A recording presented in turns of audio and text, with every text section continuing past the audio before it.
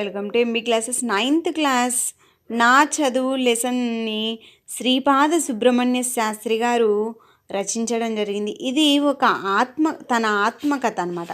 శ్రీపాద సుబ్రహ్మణ్యం శాస్త్రి గారి ఆత్మకథలో తను నా చదువు గురించి చెప్పిన విశిష్టతలో తల్లిదండ్రుల గురించి ఒక మంచి విషయం చెప్పడం జరిగింది. అదేందో చూద్దాం. చూడండి.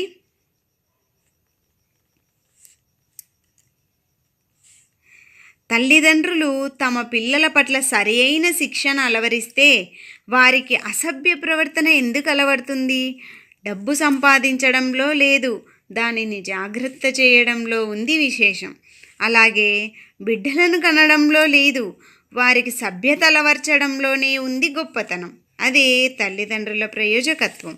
అలాగే జాతిని పెంచేది పశు ప్రవృత్తి, జాతిని సరిదిద్దేది మాత్రం మానవ ప్రవృత్తి.